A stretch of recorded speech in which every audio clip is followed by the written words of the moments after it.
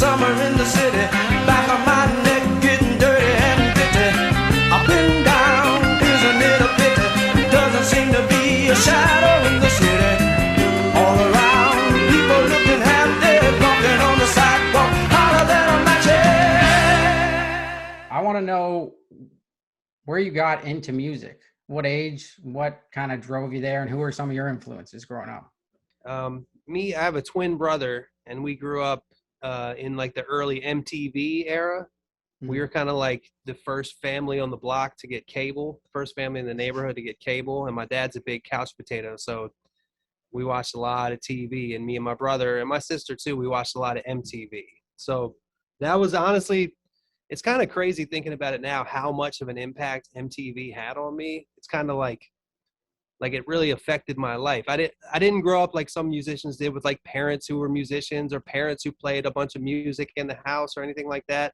Like that was my main exposure early on, was MTV. And from there, you know, once we started buying music at the store and whatnot, and we would find other music, you know what I mean? Like through the Red Hot Chili Peppers, you know, you can discover Parliament Funkadelic and Ohio Players and older stuff that they would cover, and Stevie Wonder and whatnot. And then you go in all these various rabbit holes.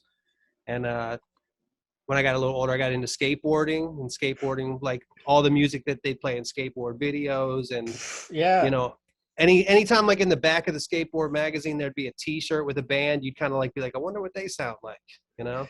Yeah, bro, I tried skateboarding too. And I remember wearing a Rage Against the Machine t-shirt at a skate park. And these kids were like, name me 4 songs by Rage. And I didn't fucking know like any. Right. And I just got ridiculed. That was the last time I ever did that. That's a common thing nowadays. Cause like, you know, take bands like the Ramones or the Misfits, like their logos and t-shirts are really more like clothing brands now. If you ask the average kid that's wearing a Misfits shirt if they can name Misfits songs, they're like, probably have them be like, who are the Misfits?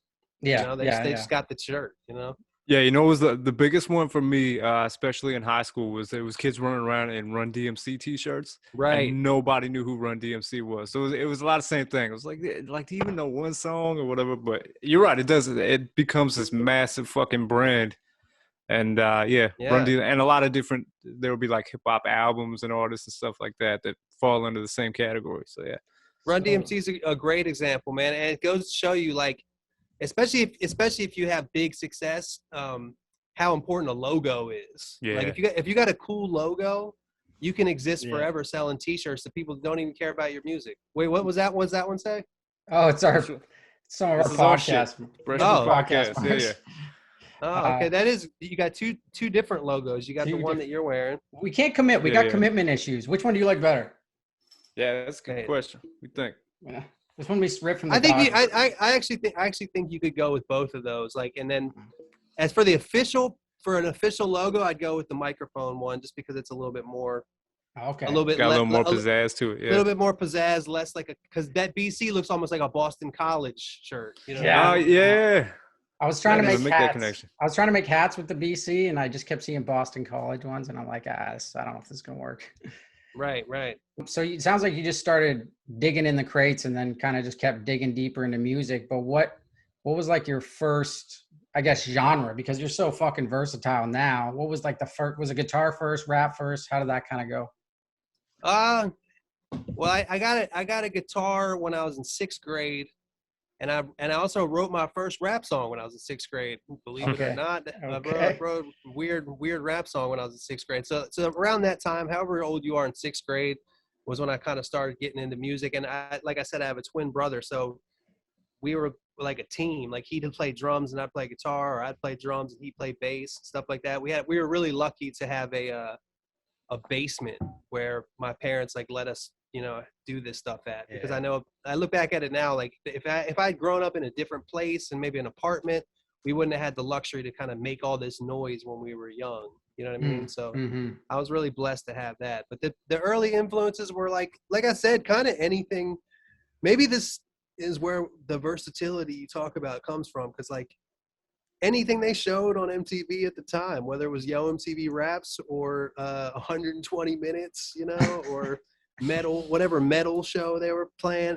This was the era of like also like like grunge music and like bands like Green Day and stuff like that.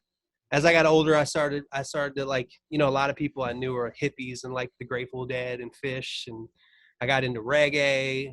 I really, really love like 70s funk music. I got really into that. Oh yeah. But yeah, we were always banging away down there. So what's it like to have a twin who's so like-minded as well as physically looks the same? I mean, that's an interesting question that I don't know what it's like not to.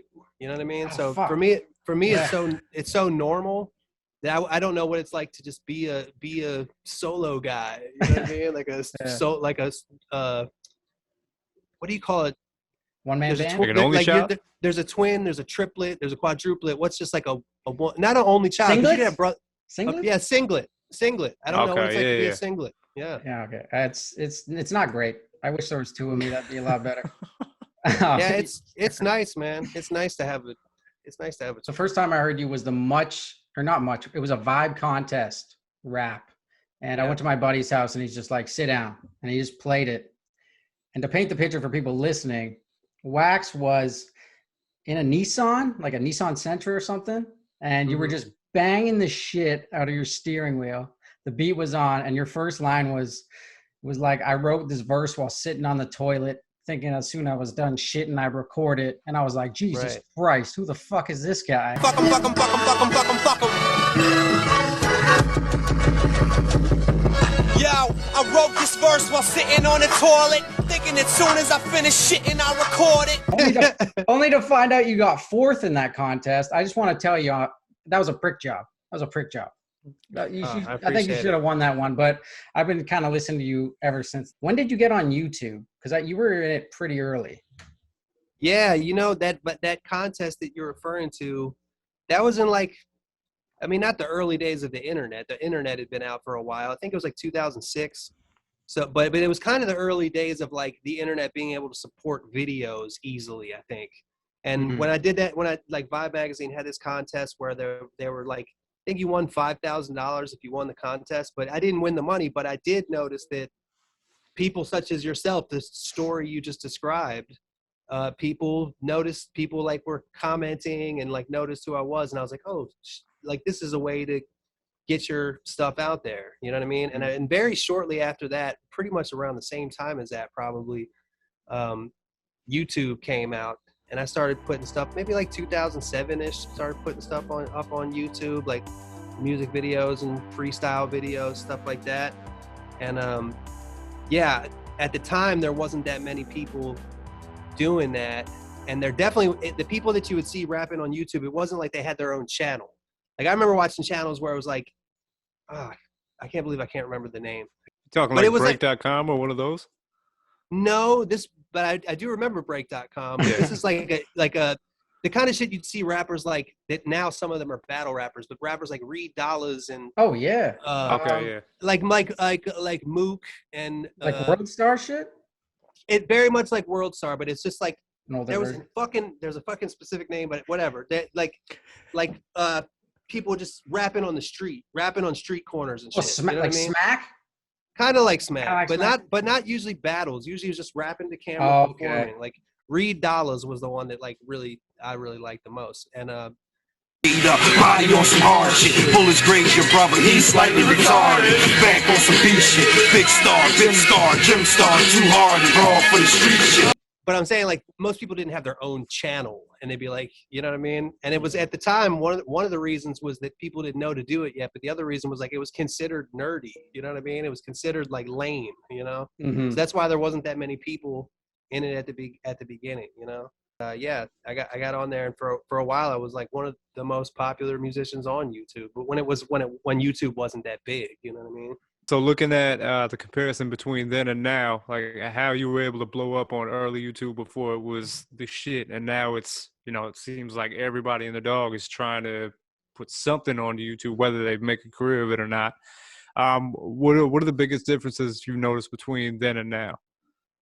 Man, honestly, I'm like out of the game now. I don't even know who's I don't even know who's doing stuff on there. I'm kind of trying to get back into being active in general, but But I would imagine that nowadays it's a lot harder because there's more competition, like you said. Like YouTube isn't even. That's what everybody does, from the smallest to the largest. That's where you put your stuff. So I would imagine there's a lot of competition. So you got to do some stuff that makes you stick out, Mm-hmm. Yeah, that's the biggest thing is that it's just groups of people all doing the same shit. Like as soon as one thing blows up, like the travel vloggers started blowing up, you start seeing 50 more of those, and then a Right. couple of them make it, and then there's just and whatever Right. the next trending category is, people start following that. So there's a lot of that still happening. So it's harder in a way, but at the same time, I don't know. I guess it's easier to blow up if you're following something trendy. It's just a matter of maintaining that attention. Yeah, I think the hardest thing, and I tell musicians this all the time, but I mean, shit, this is it. I would say even more so for people who do podcasts. Like the hardest thing is stamina. Like, like doing whether you're making songs, making videos, making podcasts, whatever. Like doing it consistently every week, which means for the first few years nobody gives a shit. That's the hard part. You know what I mean? That's the hardest part is tweeting with no followers, basically. You know what I mean? Like, but you keep going and you keep going and you keep going and you keep going, and if you love it, you won't stop. You know what I mean? But the patience, having the patience is tough, right? Everyone wants to blow up next week, but yeah, there's a big, Jimmy Iovine is a big like one of the biggest guys in the music industry, and one of his famous quotes is, "I've never met somebody in the music business that didn't make it. I've only met people that gave up." So like basically saying that, like, if you just keep going and keep going, you'll quote unquote make it somehow. I don't know if that's true or not, because I've seen a lot of like 75-year-old stand-up comics like doing open mic nights still. They've been doing it 50 years and shit, but they're doing the same act though. I don't think they adapted. I think that was their problem when it comes to stand-up. Still doing Richard Nixon jokes. Exactly. What does that mean for you then? How was there a point where you kind of went all in and you're like, I don't care what happens? Like was there like a defining moment? I guess so.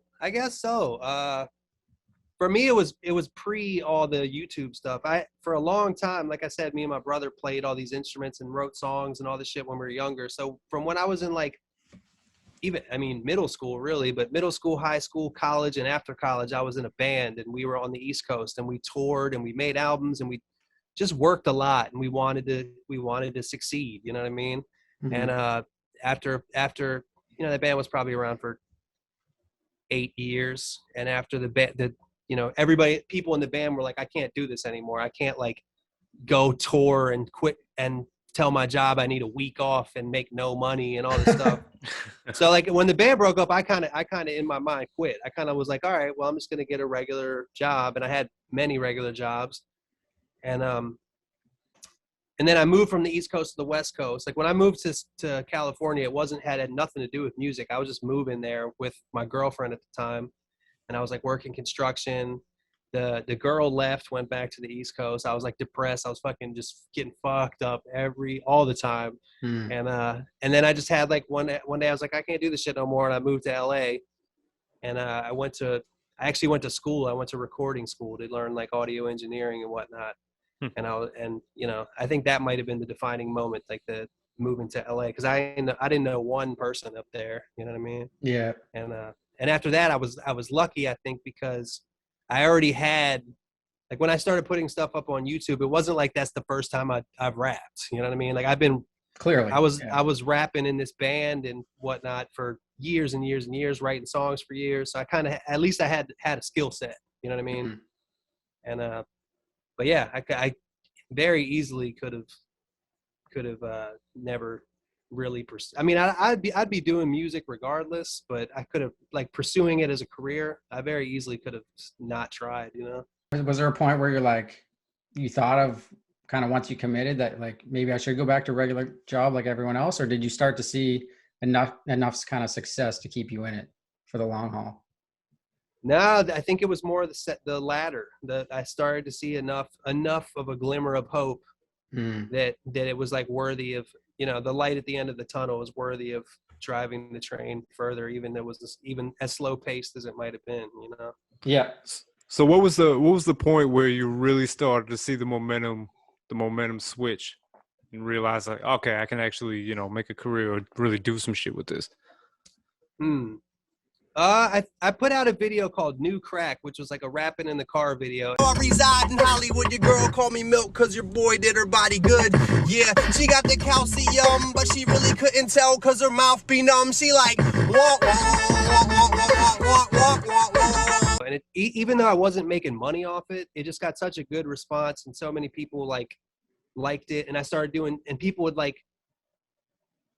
come out to my little shows in LA and be fans. And I put out an album in 2008 called Liquid Courage with my boy EOM, and people actually started to kind of buy it and buy our t-shirts and whatnot. And even with that, it wasn't enough money to really pay the rent. You know, I still had to do like you know, I was a delivery guy or whatever. And but it was that I would say was like the time where I was like, all right, this could work. This could work. Like if we just keep doing this, I could see this developing into something that you could make a living off of. Thanks for watching. Since you're here, why not take the time to like the video, subscribe to the channel, and ring that bell. Also check out Bresh Crew on Spotify, Spreaker, TikTok, and Instagram. And that's all I got.